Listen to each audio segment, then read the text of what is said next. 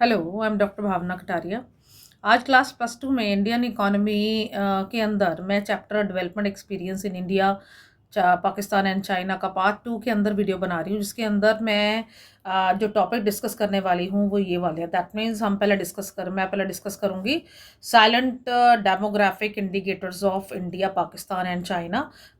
उसके बाद compare and contrast India, Pakistan, China sectoral contribution towards GDP. Then human development and index को मैं इस वीडियो के अंदर कवर करूंगी। Then compare and contrast the development of India, China and Pakistan with respect to the salient human development indicators. Then development liberty indicators को cover करेंगे। Then after that reasons for the slow down of the economic growth in Pakistan. चलिए शुरू करते हैं। चलिए first topic ले रही हूँ इस वीडियो के अंदर, पार्ट 2 के अंदर जो मैं डिस्कस करने जा रही हूँ, जिसमें हमने कंपेयर करना है और साथ में कंपेयर और कंट्रास्ट करना है। क्या करना है? दैट मीन्स इंडिया, पाकिस्तान और चाइना का सेक्टोरल कंट्रीब्यूशन कैसा था। तो दैट मीन्स अगर आप देख रहे हैं यहाँ पे आपके सामने एक पिक है, ये देख रहे हैं आप पिक, और ये आपको यह पेपर में भी दी जाएगी, और अगर नहीं भी दी जाती है तब भी आपको ये याद रखना पड़ेगा कि इन तीनों कंट्रीज का किस तरह से सिनेरियो चल रहा था उस टाइम पे। दैट में इंडिया का कैसे है, चाइना का कैसे है और पाकिस्तान का कैसे है। अगर मैं एग्रीकल्चर सेक्टर देखूं तो यहाँ पे 16%, इंडिया का कितना था 16, और उसके बाद परसेंटेज के अकॉर्डिंगली 54 हो गया। दैट मीन्स इन्होंने प्राइमरी से सेकेंडरी की तरफ शिफ्ट लगाया। दैट मीन्स हमारे कंट्री में सबसे पहले आपको पता है चैप्टर 1 के अंदर आप इंडियन इकोनॉमी जब पढ़ते हैं तो वहाँ पे प्रिंसिपल सोर्स जो रहता है वो क्या था? एग्रीकल्चर सेक्टर था, जिसमें ज़्यादातर जो इनकम थी वहाँ से जनरेट होती थी। बट बाद में हमने अपने आप को चेंजेस किया। ये 2019 का डाटा है जो आपके साथ में है, और इसमें एशिया और पैसिफिक 2010 के अंदर इसको दिखाया गया है। ह्यूमन डेवलपमेंट रिपोर्ट 2019 की है, और की इंडिकेटर जो दिखाए गए हैं 2010 के दिखाए गए हैं, जिसके अंदर ये चेंजेस आई थी तीनों कंट्रीज के अंदर। दैट मीन्स एग्रीकल्चर सेक्टर 60% है, और उसके बाद सर्विस सेक्टर हमारा कितना चल रहा है 54%। दैट मीन्स हमने शिफ्ट किया, हमारा सेक्टोरल ट्रांसफॉर्मेशन हुआ। अब एग्रीकल्चर हमारा कोई प्रिंसिपल सोर्स नहीं रहा। इस तरह से चाइना का अगर आप देखेंगे तो पहले वहाँ पे भी एग्रीकल्चर था, अब उन्होंने शिफ्ट किया कहाँ? सेकेंडरी में, और उसके बाद फिर उन्होंने शिफ्ट किया कहाँ पे? सर्विस सेक्टर में। जैसे पीछे आपको पढ़ाया भी है मैंने, तो वहाँ पे चाइना ने सबसे पहले इंडस्ट्रियल सेक्टर को अपना डेवलप किया, फिर उसके बाद उन्होंने टर्शियरी सेक्टर में अपना जो कंट्रीब्यूशन है वो बढ़ा दिया। देन इस तरह से अगर पाकिस्तान का देखें तो वहाँ पे अभी भी 24% जो है वो एग्रीकल्चर सेक्टर के अंदर लोग जो हैं वो इनकम जनरेट कर रहे हैं। उसके बाद अगर इंडस्ट्री में देखें तो ओनली 19%। इट मीन 19% का मतलब है वहाँ पे इंडस्ट्रियल सेक्टर इतना डेवलप नहीं है। बट हाँ, सर्विस सेक्टर में उनका कॉन्ट्रीब्यूशन जो है वो बहुत ज़्यादा है, 57% चल रहा है दोनों ही कंट्रीज से। आप नीचे ऑब्जर्वेशन देखिए, यहाँ पे तीनों ही कंट्रीज का स्ट्रक्चरल ट्रांसफॉर्मेशन हुआ, जिसके अंदर no longer agriculture is the principal contribution to the GDP. अब एग्रीकल्चर सेक्टर जो था वो प्रिंसिपल कंट्रीब्यूशन नहीं था, दैट मीन जीडीपी में उसका कंट्रीब्यूशन कम हो गया था। अब सेक्टोरल कंट्रीब्यूशन हुआ टू द जीडीपी, जिसमें इंडिया और पाकिस्तान जो था वो हैविली डिपेंडेंट हो गए किसके ऊपर? टर्शियरी सेक्टर के ऊपर, और इंडस्ट्रियल सेक्टर जो था उनका पीछे पड़ गया। बट अगर इकोनॉमी ऑफ चाइना की देखें तो वहाँ पे सर्विस सेक्टर को तो उन्होंने सिग्निफिकेंट रोल दिया ही, बट साथ में उनका इंडस्ट्रियल सेक्टर भी बहुत अच्छा चला।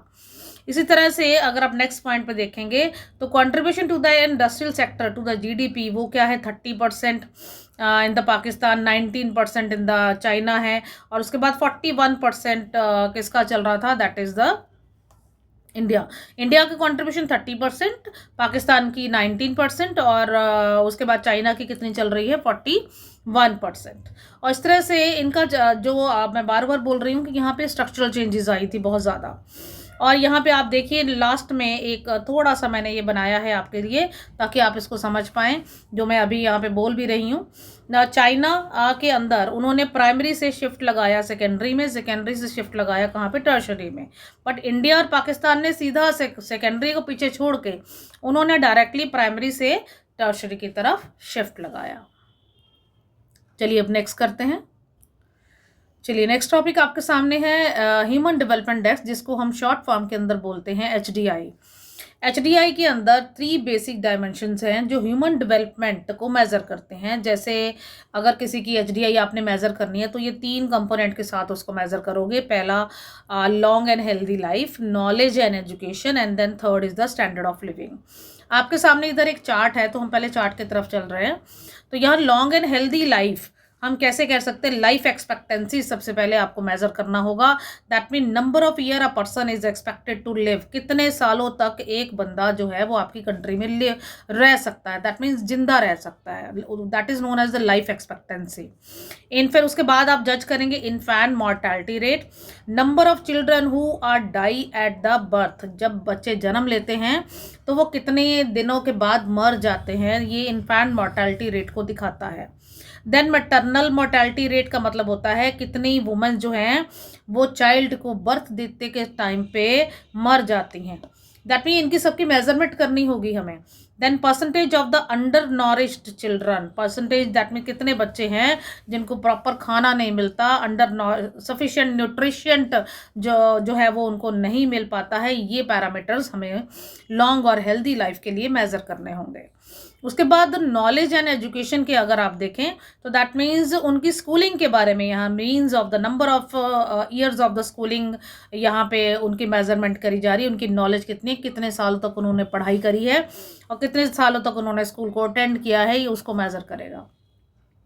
देन स्टैंडर्ड ऑफ लिविंग उनका कैसा है, that mean gross national income per capita बंदे की उस कंट्री में कैसी है, पर पर्सन इनकम कितना जनरेट होता है, population with at least basic sanitary facilities, यानी कि उनको प्रॉपर फैसिलिटीज़ जो सैनिटाइजेशन की होती हैं, टॉयलेट वगैरह हो गया, वॉशरूम हो गया, ये सब अवेलेबल है या नहीं है। उसके बाद population with at least basic drinking water, क्या हर घर में पीने का पानी अच्छे से अवेलेबल है या फिर नहीं है, ड्रिंकिंग वाटर है या फिर नहीं है।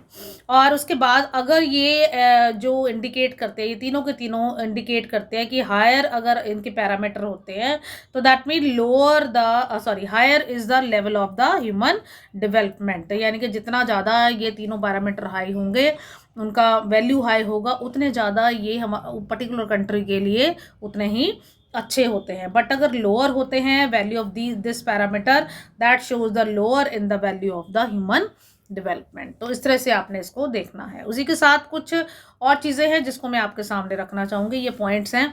ये तो था लाइफ एक्सपेक्टेंसी, यानी कि long and healthy life, knowledge हो गया, स्टैंडर्ड ऑफ लिविंग हो गया। बट इसमें कुछ और भी चीज़ें हैं जिसको हम मेज़र करते हैं। वो क्या है? लाइफ एक्सपेक्टेंसी जितनी हायर होती है उतनी बेटर होती है, ये आपको याद रखना पड़ेगा। देन अडल्ट लिटरेसी रेट जितना हायर होगा उतना बेटर होगा। Percentage of population below the poverty line, यानी कि ये देखिए, ये आपका इंडिकेटर जो है वो आपको मेज़र करना होगा, जिसके अंदर हम देखते हैं कि कितने बंदे जो है वो पॉवर्टी लाइन के नीचे रह रहे हैं। अगर वो जितने कम होंगे उतने बेटर होंगे। Then infant mortality rate lower जितना होगा उतना बेटर होगा। मैटरनल मोर्टेलिटी रेट अगर देखेंगे, लोअर जितना होगा वो उतना बेटर होगा। Percentage of the population having access to the improved water sources, कितने बंदों को अच्छे पानी के सोर्सेज मिल जाते हैं, जितना हायर होगा उतना बेटर होगा। Percentage of the undernourished people, जितना लोअर होगा उतना बेटर होगा। चलिए इसको थोड़ा सा डिटेल में बात करते हैं इन तीनों कंट्रीज़ के रिगार्डिंग। अब आपके सामने मैं एक चार्ट दिखा रही हूँ जिसके अंदर हम ये करेंगे कि क्या, दैट मीन्स कंपेयर करना है, कंट्रास्ट करना है development of India, Pakistan and China in respect of the salient human development indicator. जो अभी मैंने आपको ह्यूमन डेवलपमेंट इंडिकेटर्स बताए हैं उनमें इन तीनों कंट्रीज़ का क्या रोल रहा है वो हम पढ़ने जा रहे हैं। अगर आप पहला पॉइंट देखेंगे तो यहाँ पे है life expectancy at the birth, यानी कि कितने लंबा टाइम जो पर्सन है वो जीते हैं एक पर्टिकुलर कंट्री में। इंडिया में अगर देखेंगे तो उनकी एवरेज चल रहा है 69.7, 76.9 किसका है? चाइना का।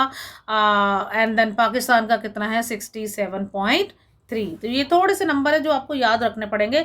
समटाइम वहाँ चार्ट ही दे दिया जाता है और उसको एलेबोरेट करने के लिए बोला जाता है, पर दोनों ही तरीके से आपको दिमाग में ये चीज़ें रखनी होंगी। इन्फेंट मोर्टेलिटी रेट, कितने छोटे बच्चे मर जाते हैं बर्थ के टाइम पे, 29.9 यहाँ पे, 7.4 देखो सबसे कम किसका चल रहा है? चाइना का।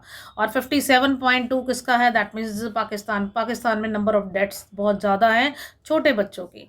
देन मैटरनल मोर्टेलिटी रेट अगर आप देखेंगे तो दैट मीन्स जो मदर जो है वो बर्थ बर्थ देते के टाइम पे मर जाती हैं, बच्चे को बर्थ देते के टाइम पे मर जाती हैं, उसकी मेजरमेंट देख रहे हैं। 133 यहाँ पे कितना है इंडिया के अंदर, चाइना के अंदर 29 ओनली, और 140 कितना है पाकिस्तान के अंदर। दैट मीन्स हमें भी अभी काफ़ी डेवलपमेंट की ज़रूरत है। परसेंटेज ऑफ अंडर नॉरिश्ड चिल्ड्रन अगर आप देखेंगे 37.9 किसका है, दैट इज़ द इंडिया का चल रहा है। और उसके बाद 8.1 देखो सबसे कम किसका है, चाइना का चल रहा है। दैट मीन चाइना एक ऐसी कंट्री है जो अपने पीपल्स को बहुत अच्छी फैसिलिटी प्रोवाइड कर रही है, खाना दिया जा रहा है, वहाँ पे प्रॉपर नॉरिश्ड खाना मिलता है। और इंडिया और पाकिस्तान के कंपैरिजन में चाइना इसलिए सबसे आगे चल रहा है, और पाकिस्तान में भी 37.6 चल रहा है। अब आप देखेंगे इसका चारों पॉइंट्स का नटशेल क्या निकला कि China has the better health facilities so far, a better life expectancy and lower mortality rate compare to India and Pakistan ना। उसके बाद नॉलेज और एजुकेशन के बारे में अगर आप कंपेयर करें, means of schooling of means of the years of the schooling, that means percentage age 15 and above, 15 या उससे ज़्यादा के बच्चे जो है वो कितने स्कूल जाते हैं। यहाँ पे 6.5 है, यहाँ 8.1 है, 5.2 सबसे ज़्यादा किसका है, दैट इज़ चाइना का। तो दैट मीन्स वहाँ पे एजुकेशन फैसिलिटीज़ अच्छी मिलती हैं as compare to India and Pakistan. चलिए अब तीनों कंट्रीज़ के अंदर कुछ और स्टैंडर्ड ऑफ लिविंग के रिगार्डिंग हम कंपैरिजन करते हैं। तो यहाँ पे gross national income per capita, यहाँ पे इंडिया में देखेंगे 681 है, सबसे ज़्यादा किसका है 16,057 किसका है, पाकिस्तान क्या नाम है चाइना का चल रहा है, और 5,005 किसका चल रहा है, पाकिस्तान का। अभी तो और भी ज़्यादा लो हो गया है बिकॉज इस कंट्री में बहुत सारे डिस्प्यूट्स अराइज हो गए हैं ना। Percentage of people living below poverty line यहाँ पे 21.9 है, और यहाँ 1.7 सिर्फ, यानी कि वहाँ पॉवर्टी लाइन के नीचे जो बंदे हैं वो बहुत कम है चाइना के अंदर। हमारी कंट्री में ज़्यादा है और पाकिस्तान में भी ज़्यादा है, 24.3 है पाकिस्तान के अंदर। Population using at least basic sanitisation, यानी कि टॉयलेट फैसिलिटी, वॉशरूम फैसिलिटीज़ कहाँ किस कंट्री में सबसे ज़्यादा है, तो दैट मीन्स वो किस में है, चाइना के। बाकी इंडिया और पाकिस्तान बिल्कुल सेम रैंक के अंदर जा रहे हैं। Population using at least basic drinking water sources, यानी कि उनको अच्छा पानी की फैसिलिटी कहाँ कहाँ अवेलेबल है, किस कंट्री में सबसे ज़्यादा अच्छी है, कहाँ है, चाइना में। और इंडिया में 93 है, और 91 किसका चल रहा है, पाकिस्तान। अब अगर आप देखें तो यहाँ पे आपका चल क्या रहा है कि तीनों कंट्रीज़ के अंदर में से चाइना में सबसे ज़्यादा इनकम है, और साथ में बेटर सैनिटाइजेशन फैसिलिटीज़ वहाँ पे ज़्यादा है, ड्रिंकिंग फैसिलिटीज़ वहाँ बहुत ज़्यादा है as compare to India and Pakistan. चलिए अब HDI that means human development का हम करते हैं। HDI that mean human development index अगर आप देखेंगे ये बहुत इंपॉर्टेंट है, इसको आपको क्रैम करना होगा, very very very important from exam point of view. 0.645 किसका चल रहा है, इंडिया का। 0.761 किसका चल रहा है, चाइना का। उसके बाद 0.557 किसका चल रहा है, पाकिस्तान का। तो दैट मीन्स सबसे ज़्यादा अच्छी रैंक पे कौन चल रहा है, चाइना चल रहा है। पहले नंबर पे चाइना है, दूसरे नंबर पे इंडिया जा रहा है, थर्ड रैंक पे पाकिस्तान की बारी है। रैंकिंग अगर आप देखेंगे तो 87 रैंक इसका चल रहा है, दैट इज़ जितना ज़्यादा ये मतलब कम होता है उतना ज़्यादा ये रैंकिंग जो है वो अच्छी होती है। दैट मीन्स 130 किसका चल रहा है, इंडिया का, और 154 पे कितना चल रहा है, पाकिस्तान का। तो दैट मीन्स रैंकिंग के अंदर हायर रैंक किसका है, हायर HDI रैंक किसका चल रहा है, चाइना का, as amongst the these two countries. तो इस तरह की ये रिपोर्ट्स हैं आपके सामने जो मैं यहाँ पे दिखा रही हूँ। अब थोड़ी सी इसकी और ऑब्जर्वेशन के अंदर हम बात करेंगे। ये आपके सामने मैं ऑब्जर्वेशन दिखा रही हूँ, बट मैंने पिछली 2 स्लाइड्स के अंदर इसको मैंने आपको पूरा एलेबोरेट कर दिया। ये थोड़ी सी एक्सप्लेनेशन है, ये आपके नोट्स के लिए काम आ सकती है।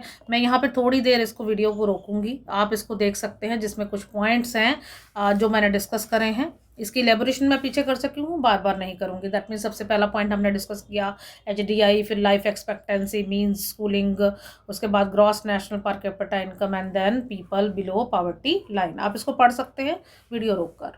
देन नेक्स्ट भी आप को जो अभी मैं दिखाने जा रही हूँ उसको भी आप वीडियो रोक के इसको आप पढ़ सकते हैं, जिसके अंदर पॉइंट्स है इन्फेंट मोर्टेलिटी रेट, ये पीछे डिस्कस हो चुका है, maternal mortality rate, access to basic sanitisation and access to the basic drinking water sources. ये आपको सारा करना होगा, वहाँ पे कोई भी पॉइंट आपको एक्सप्लेन करने के लिए पूछा जा सकता है, इसलिए मैंने ज़्यादा एलेबोरेशन नहीं करा क्योंकि वीडियो तो बहुत लंबी हो जाएगी। आपको मैंने नटशेल के अंदर सारा कुछ बता दिया, बाकी आप पढ़ सकते हैं। चलिए अब नेक्स्ट टॉपिक पे बात करते हैं, that is liberty indicator. Liberty indicator 1 mark की रेंज में क्वेश्चन पूछा जा सकता है या फिर आपको एमसीक्यू टाइप आ सकता है। दैट में ये वो मैट्रिसेस को मेज़र करता है जिसके अंदर हम मेज़र करते हैं क्या, लेवल ऑफ फ्रीडम और right the people enjoyed by the individual in the society, यानी कि उस कंट्री के जो लोग हैं उनको कितना फ्रीडम है और उनको कितने राइट्स हैं कि वो अपनी सोसाइटी में आराम से रह सकते हैं और सारे राइट्स इंजॉय कर सकते हैं। दैट मीन्स उनको जैसे फ्रीडम ऑफ स्पीच और एक्सप्रेशन कितना मिलता है, दैट मीन्स उनको बोलने का हक है या नहीं है, right of information, rule of law, then protection of the individual right and freedom, ये थोड़े से याद करने पड़ेंगे आपको। फ्रीडम ऑफ असेंबलिंग है, जैसे ये सारे राइट्स हमारी कंट्री के अंदर अवेलेबल है। प्रेस फ्रीडम है, ह्यूमन राइट प्रोटेक्शन है। तो पॉपुलर लिबर्टी इंडिकेटर्स अगर आप देखेंगे तो उसमें डेमोक्रेसी इंडिकेटर हमारी कंट्री के अंदर है, फ्रीडम हाउस इंडेक्स यानी कि आप अपने घर में आराम से कैसे रहते हैं, आपको फ्रीडम है या नहीं है, ह्यूमन फ्रीडम है, आप बाहर घूम सकते हैं, किसी कोई रिस्ट्रिक्शन तो नहीं लगी हुई है, word press freedom, that means आपको वर्ड के अंदर कोई भी प्रेस कॉन्फ्रेंस के अंदर बोलने की मतलब कैपेसिटी है या नहीं, बोलने की आपको परमिशन मिल रही है या नहीं मिल रही है। तो ये सारा आपका लिबर्टी इंडिकेटर का पार्ट है। चलिए अब नेक्स्ट टॉपिक ले रही हूँ। हमने इस स्लाइड के अंदर हमने इवैल्यूएट करना है डेवलपमेंट पाथ, क्रिटिकली इवैल्यूएट करना है development path between India, Pakistan and China. अभी मैंने बहुत सारी इसकी एलेबोरेशन कर दी है इस चैप्टर में पूरा, तो अभी इसको नटशेल के अंदर हम इसको समरी सी बना के इसको बताने जा रहे हैं। तो दैट मीन्स अगर इंडिया की बात करें, ये 6th लार्जेस्ट इकोनॉमी के तौर पे है, बन रहा है। और उसके बाद इसमें क्या है, पीपल स्टिल, बट ये है कि यहाँ पे क्रिटिसाइज भी करना है। तो हम ये भी कह सकते हैं क्योंकि जितना ज़्यादा एग्रीकल्चर के अंदर होता है उतनी ज़्यादा उस इकोनॉमी की जो पोजीशन है वो डाउन होती है। तो इसीलिए अभी भी यहाँ पे जो लोग हैं वो स्टिल डिपेंडेंट हैं ऑन द एग्रीकल्चर। यहाँ पे इंफ्रास्ट्रक्चर जो है वो बहुत पुअर है कई पार्ट्स ऑफ कंट्री के अंदर। और उसके बाद 22% ऑफ द पीपल स्टिल यहाँ पे बिलो पॉवर्टी लाइन के नीचे रह रहे हैं। चलिए पाकिस्तान की बात करते हैं। पाकिस्तान का परफॉर्मेंस बहुत पुअर है। यहाँ पॉलिटिकल इंस्टेबिलिटी है, ओवर डिपेंडेंस है, दैट मीन्स फॉरेन फाइनेंस के रिगार्डिंग इनको बाकी कंट्रीज़ के से मांगना पड़ता है, फाइनेंशियल एड चाहिए होती है। देन उसके बाद पुअर परफॉर्मेंस है रिगार्डिंग द एग्रीकल्चर सेक्टर, उनका एग्रीकल्चर सेक्टर भी अच्छा नहीं है। देन उसके बाद growing dependence on the foreign loans है, यानी कि उनको लोन के तौर पे बाहर से पैसा लेना पड़ता है और साथ में उनको फिर पेमेंट देने में भी बहुत डिफ़िकल्टी लेवल आती है क्योंकि इनकम तो जनरेट ज़्यादा ये लोग कर नहीं पा रहे हैं। उसके बाद उनकी पोजीशन जो है वो बहुत वर्स होती जा रही है, इनके इंडिकेटर्स ये शो करते हैं। चाइना अगर देखेंगे ये बेस्ट पोजीशन के अंदर है अमंग 3 नेशंस। यहाँ पे स्टैंडर्ड ऑफ लिविंग जो है वो बहुत हाई है, यहाँ पावर्टी एलिवेशन है, यानी कि जो पावर्टी को रिमूव करने के लिए बहुत सारे तरीके ऑप्ट किए गए हैं। और उसके बाद यहाँ मार्केट मैकेनिज्म को अडॉप्ट किया गया है और साथ में कलेक्टिव ओनरशिप ऑफ लैंड है, allowing individual to cultivate land. उसके बाद China has ensure the social security to the rural areas में उन्होंने अपने पर्सनस को बहुत ज़्यादा सोशल सिक्योरिटी प्रोवाइड करेगी, ये बहुत बेनिफिट्स देते हैं वो लोग। उसके बाद ये लोग इकट्ठे होके दैट मीन्स वो कल्टीवेशन करते हैं जिससे इनको फ़ायदा होता है, जस्ट लाइक हमारे यहाँ पे कोऑपरेटिव फार्मिंग है। इस तरह से public intervention in providing the social infrastructure जो है वो that give the positive result in the human development indicator. यहाँ पे सोशल इंफ्रास्ट्रक्चर बहुत ज़्यादा अच्छे डेवलप हैं, गवर्नमेंट जो है वो अपने पर्सनस के लिए बहुत अच्छा काम कर रही है। फॉरेन डायरेक्ट इन्वेस्टमेंट को उन्होंने इंस्पायर किया है, बाहर की कंट्री के जो लोग हैं वो यहाँ पे आके अपना इंडस्ट्री सेटअप करते हैं और इसीलिए यहाँ पे मनी फ्लो बहुत ज़्यादा है, पर लोगों के पास पैसा है और आपको पता है जिस कंट्री के पास अच्छा पैसा हो तो डेफिनेटली वो राइज करेगा। इसीलिए इसको हम क्या बोलते हैं, second largest economy of the world बोला जाता है। चलिए अब नेक्स्ट बात करते हैं। चलिए अब बात करते हैं reason for the slow down of the economic growth in Pakistan. Pakistan के अंदर ऐसा क्या हुआ कि उनकी इकोनॉमी जो है वो स्लो मोड के अंदर चली गई। तो यहाँ पे domestic investment as well as FDI जो है वो स्टार्ट श्रिंकिंग, यानी कि जो फॉरेन डायरेक्ट इन्वेस्टमेंट है पहले तो बहुत थी अच्छी, बट बाद में लोगों ने अपना पैसा विड्रॉ करना शुरू कर लिया बाहर की कंट्री के लोगों ने, क्योंकि उनका फेथ जो है वो यहाँ इस कंट्री के अंदर बहुत मतलब कम हो गया। और इसी के साथ इनका जीडीपी ग्रोथ जो फाइनेंस नहीं है तो जीडीपी ग्रोथ भी उनका बहुत कम हो गया। इसी के साथ यहाँ पे करप्शन और पॉलिटिकल इंस्टेबिलिटी ये बहुत इंपॉर्टेंट फैक्टर है इस कंट्री को डाउन लाने में, क्योंकि यहाँ पॉलिटिकल इंस्टेबिलिटी है और करप्शन बहुत ज़्यादा है। इनका ग्रोथ रेट जो था वो 3.75% आ गया है, जबकि पहले बहुत अच्छा था, 5.3 था, फिर उसके बाद इन्होंने 3.3% इनका अभी 2019 में जब मेजरमेंट हुई है तो इतना था, बट आज की डेट में तो और भी ज़्यादा डाउन है। उसके बाद जीडीपी ग्रोथ जो है वो बहुत स्लो है, उनके पर्सन की लो लेवल ऑफ इनकम है। पाकिस्तानी इकोनॉमी जो है low income and low growth trap के अंदर फंस चुकी है। दैट मीन इनके लोग पर्सनस की जो इनकम लेवल है वो बहुत कम है और साथ में लो ग्रोथ भी उसी के साथ है। ये जो ये ट्रैप वाली कंडीशन है ना इस कंट्री की, ये बहुत राइज हो रही है। चलिए लास्ट टॉपिक डिस्कस कर रहे हैं। तो इसमें क्या है, reemergence of poverty in the Pakistan. Pakistan के अंदर दोबारा से पावर्टी क्यों है, उसके रीजंस हैं। वैसे पीछे कुछ पॉइंट्स उसके अंदर आ चुके हैं। तो यहाँ पाकिस्तान के अंदर बहुत सारे रिफॉर्म्स, इकोनॉमिक रिफॉर्म किए गए, जैसे मैंने पीछे भी आपको बताया। बट पाकिस्तानी इकोनॉमी जो है विटनेस कर रही है significant breakthrough in the GDP growth. That means उनका डाउनफॉल शो कर रहा है, fail to sustain itself. That means उनकी ग्रोथ जो है वो प्रॉपरली नहीं हो पा रही है। इसी तरह से वो vicious circle of low income low growth के अंदर फंस चुके हैं, जैसे पीछे भी पॉइंट में आया था ये। और उसके साथ इनकी इमरजेंस ऑफ पॉवर्टी इसीलिए है कि वहाँ पे करप्शन है, पॉलिटिकल इंस्टेबिलिटी बहुत ज़्यादा है और डोमेस्टिक टेररिज्म तो बहुत ज़्यादा है वहाँ पे। आपको पता ही है हमारी कंट्री के साथ उनका कुछ ना कुछ चलता रहता है। उनके ट्रेन पीपल जो है वो हमारी कंट्री में आते हैं और हमारी कंट्री में जो है वो रॉयट्स पैदा करते हैं। तो यानी कि इस कंट्री का सबसे ज़्यादा प्रॉब्लम ही वही है।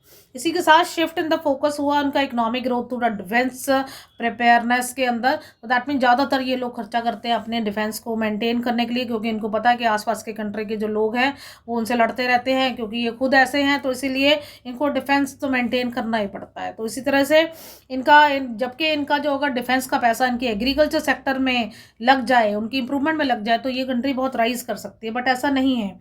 यहाँ पे agriculture still continue to be controlled by the absentees landlords.